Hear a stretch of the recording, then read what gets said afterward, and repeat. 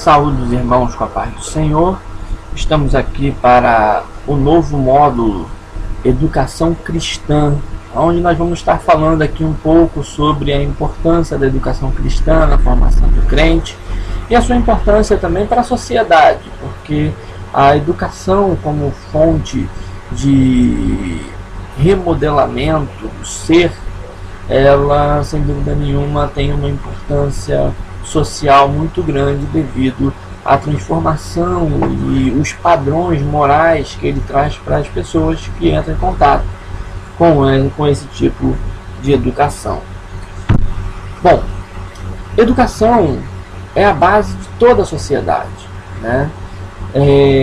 Uma sociedade civilizada não pode ser feita se não houver educação. Na vida cristã, educar significa, além do que significa na forma secular, ele significa também inserir no ser os princípios e fundamentos da Bíblia, de modo a trazer mudança na pessoa. Educar é muito mais do que instruir somente.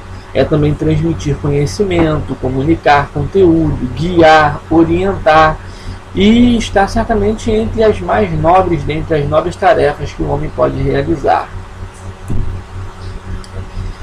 Na educação cristã, a Bíblia é sem dúvida nenhuma a principal fonte de ensino e é ela que permeia, né, através de suas páginas, formando os valores morais e espirituais, além dos conceitos do que é certo e do que é errado.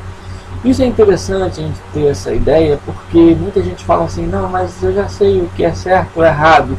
Ora, mas só que a gente tem um padrão antes de ter contato com a Bíblia do que é certo ou errado pela visão do mundo, pela visão secular, né? E nem sempre na visão secular o certo e o errado é de fato certo ou errado, né? Existem algumas alterações ou inversões de valores que a Bíblia coloca no seu devido lugar. A igreja, então, ocupa um lugar de destaque nesta obra, porque é lá que as pessoas se reúnem de modo a cultuar e estudar a palavra de forma regular e sistemática. Então, não é errado nós dizermos que na igreja nós temos um ministério de ensino, né? E isso é de fato um ministério. Paulo ele vai falar sobre isso, que vai elencar, na verdade, o dom de ensinar, né? O ministério de ensinar dentro dos dons ministeriais. Então o ensino da igreja ele busca basicamente abranger três grandes ministérios dentro da igreja: o ensino contínuo do corpo de Cristo, o discipulado e o treinamento de novos crentes. Vamos entender um pouquinho essas três coisas. O ensino contínuo do corpo de Cristo ele se dá na necessidade de nós sempre termos que aprender sobre Deus. Na verdade, ninguém nunca vai saber tudo sobre Deus, porque é impossível. Então, todo dia nós temos alguma coisa nova para poder aprender. Então, esse ensino ele tem que ser constante e regular por toda a vida do crente, né? E esse ensino na igreja ele é regular e constante. O discipulado, que é um trabalho que se faz de modo a desenvolver discípulos, ou seja, pessoas que vão levar esse conhecimento adiante, tá? E todos os cristãos são chamados para serem discípulos, porque todo cristão tem a incumbência de estar ensinando o Evangelho para quem não sabe, para quem não teve conhecimento do Evangelho ainda, quem não teve contato com ele. Então ele tem que passar por esse processo de discipulado, que é um processo constante também. E o treinamento de novos crentes, que é aquele novo convertido que entra para a igreja, que aceita Jesus e começa a aprender a ter contato com os primeiros passos, com as primeiras partes do Evangelho, com as bases que vão alicerçar toda a sua fé. Então,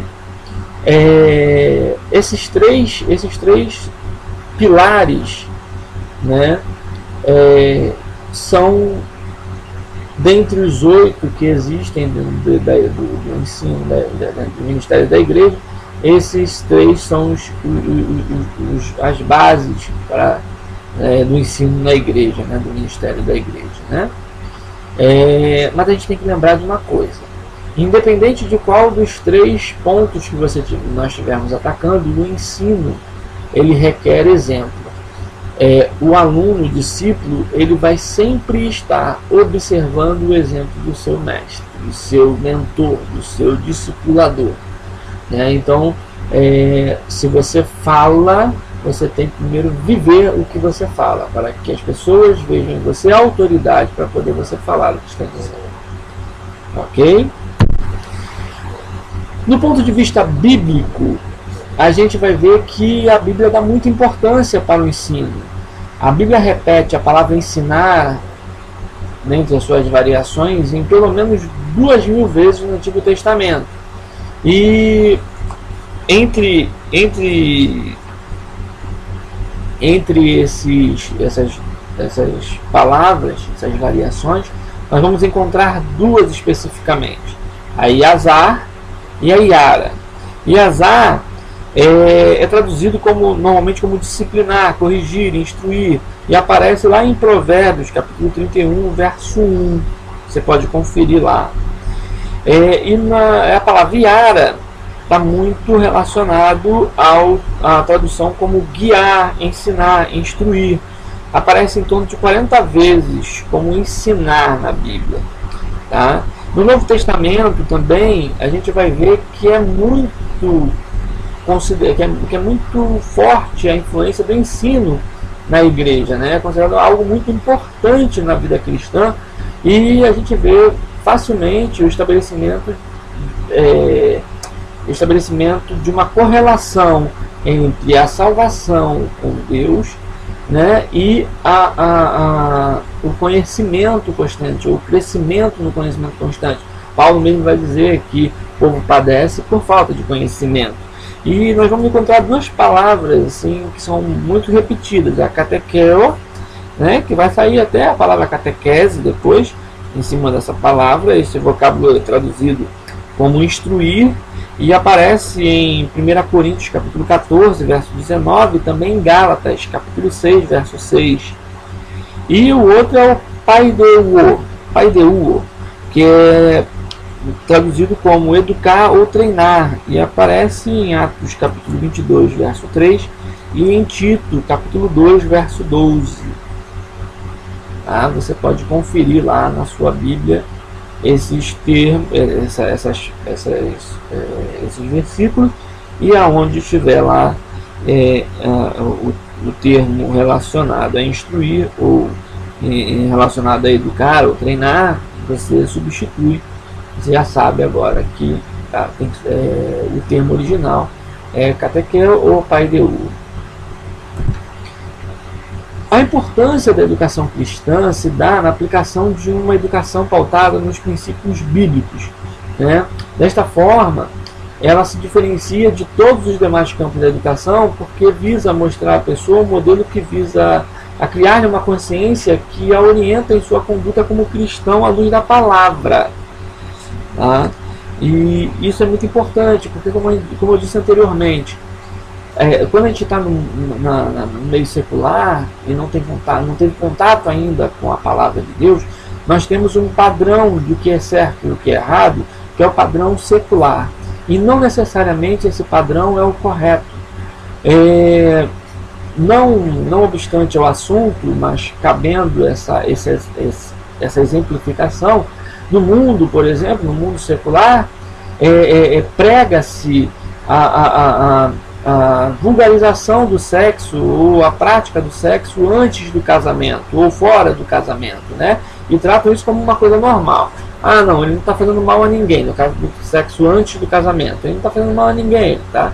Ele está usufruindo do seu corpo, é o direito dele ou dela.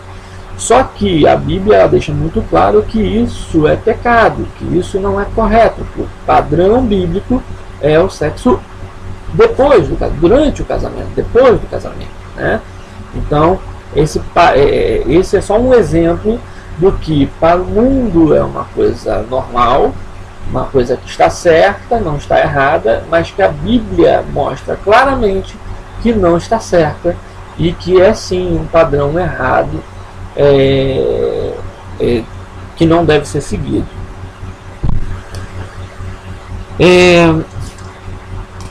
O estudo da educação cristã, o estudo da educação cristã, ele se faz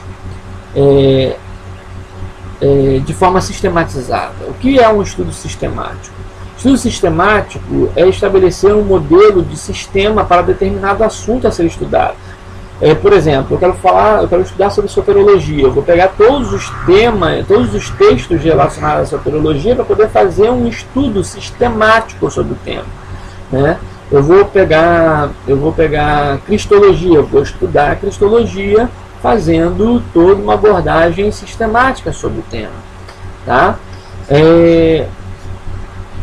Mas aí cabe uma pergunta: o que é mais proveitoso para o aprendizado?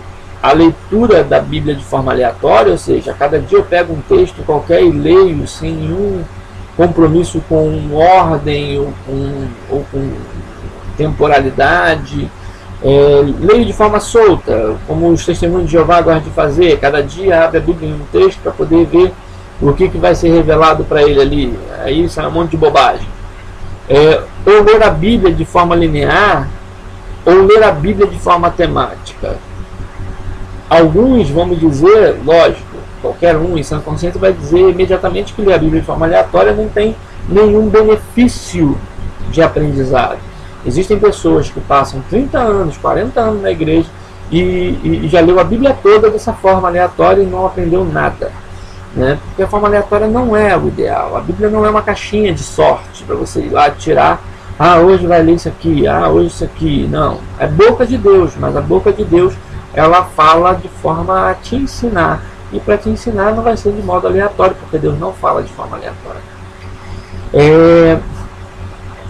Sem dúvida nenhuma, ler a Bíblia de forma linear é importante, né? Você sair do aleatório e entrar no linear. O que é o linear? Você começar a leitura de Gênesis até Apocalipse de forma linear, passando por Gênesis, Êxodo, Levítico, Deuteronômio e assim por diante, até chegar em Apocalipse.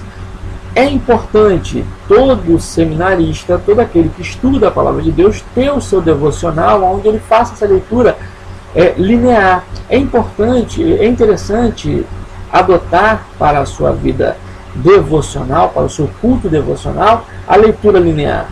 Mas a leitura linear em si, apesar de ser muito proveitosa para o estudo, para o ensino, para o aprendizado, pois ela te dá uma noção muito boa da história bíblica, da historicidade bíblica, até mesmo da temporalidade,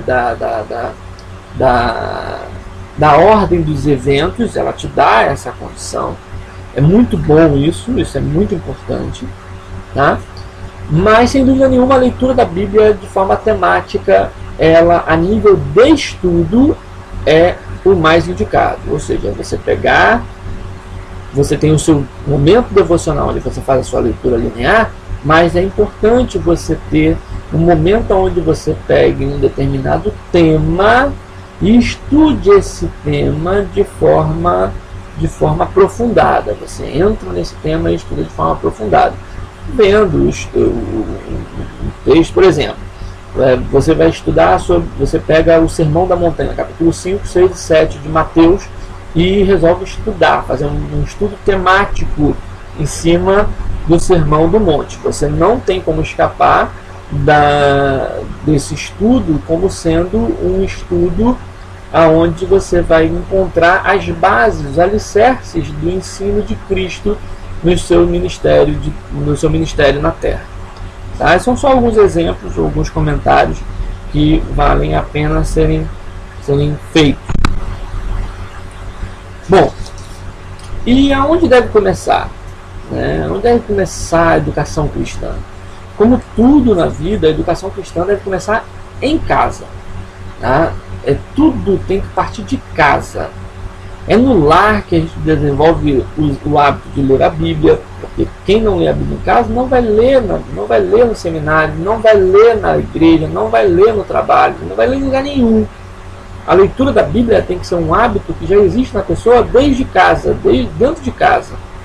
O hábito de orar, se a pessoa não ora dentro de casa, é fácil a gente ver, a gente identificar uma pessoa que não tem o hábito de orar em casa. É quando você pede a ela que ore na igreja, você vê a dificuldade que ela tem de orar. Porque o que é a oração? A oração nada mais é do que uma conversa com Deus. É você conversar com Deus, é você falar com o seu Criador. Se você não tem intimidade com Ele, se você não ora em casa, você não tem intimidade com Ele. Se você não tem intimidade com Ele, você não tem trato fácil com Ele. E isso fica muito claro quando você pede uma pessoa para poder orar na igreja, você vê a dificuldade que a pessoa tem para poder orar.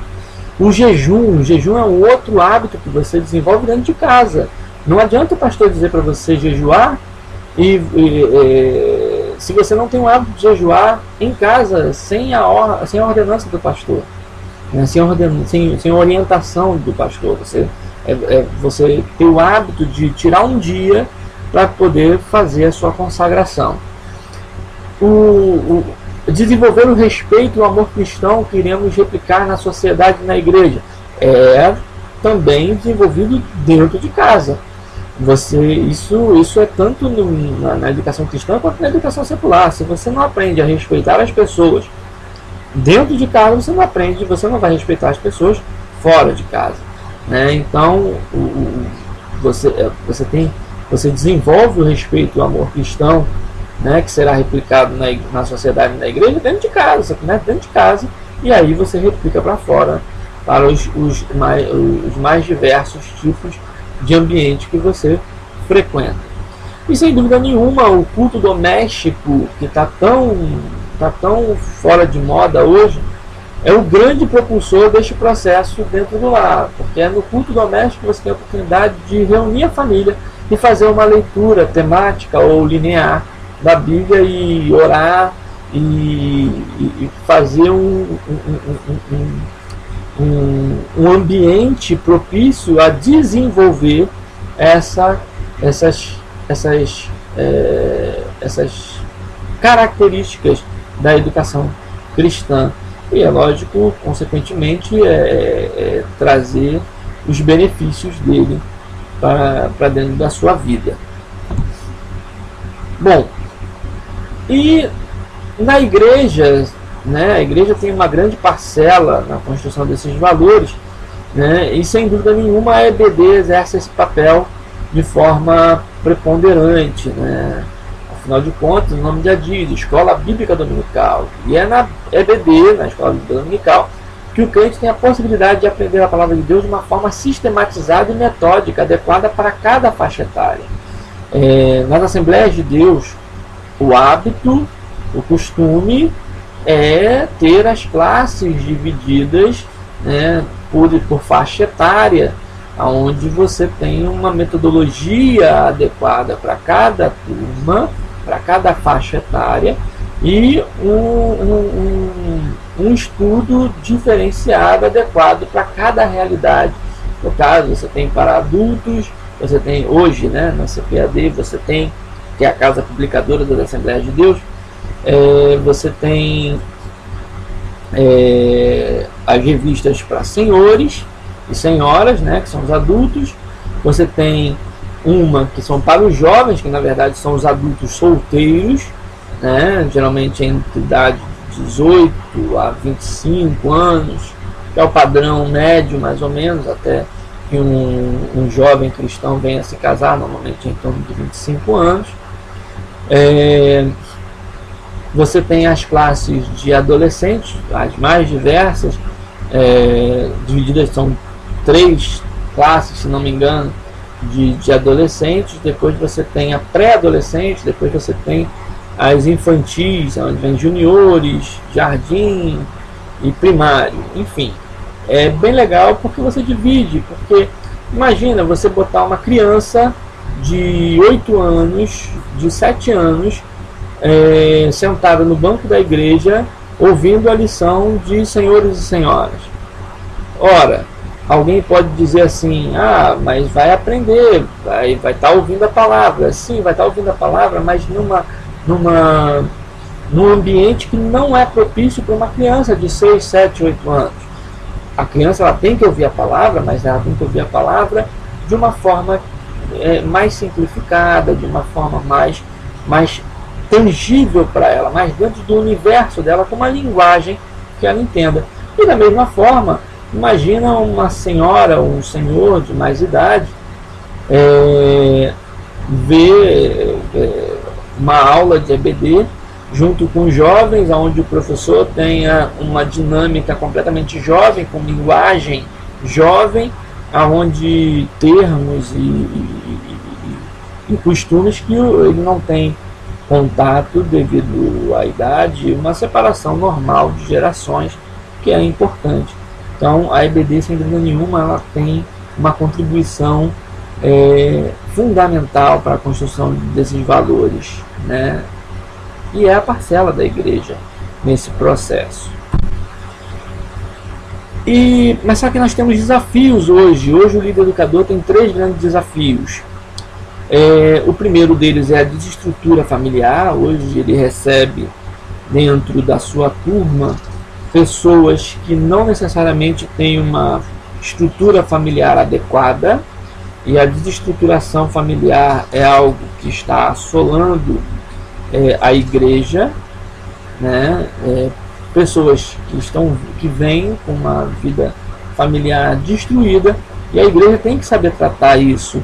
E o líder educador ele é um parceiro do pastor, da igreja, no âmbito do ensino, de modo a alcançar essas pessoas, fazendo com que elas compreendam o que elas estão passando, compreendam a situação, e com isso venham a restaurar a sua estrutura familiar, ou no caso de um jovem que vá ter uma nova família, que vá formar uma nova família, forme uma família nova dentro já dos padrões cristãos. Outro desafio é o fracasso escolar. Infelizmente, as pessoas, as turmas de escola dominical são formadas normalmente por um grupo muito heterogêneo, pessoas que podem ser formadas até pessoas semi-analfabetas ou até mesmo analfabetas. E isso se dá pelo fracasso da escola secular. A escola secular ela fracassou. No Brasil, a escola secular ela está fracassada, ela não cumpre, pelo menos as públicas, elas não cumprem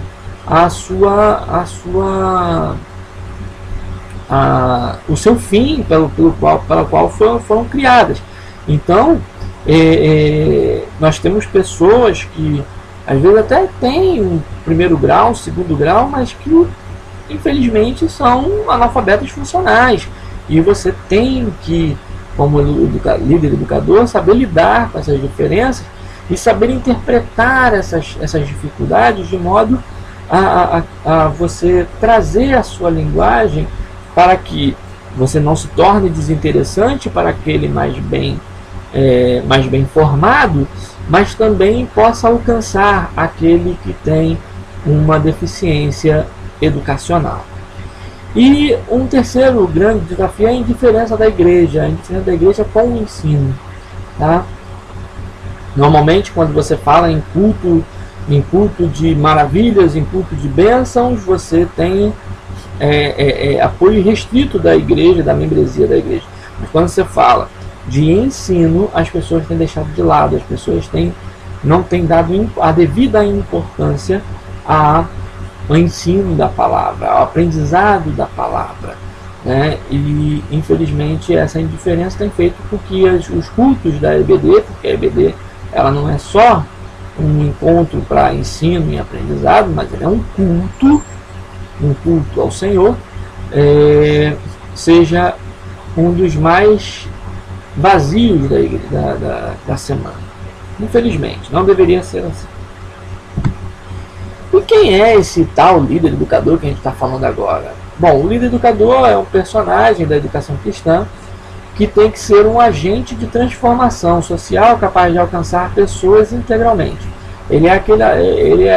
Tem que ser aquela figura que tem a capacidade, tenha conhecimento teológico, não necessariamente ter formação teológica, mas tem que ter conhecimento teológico, são coisas diferentes.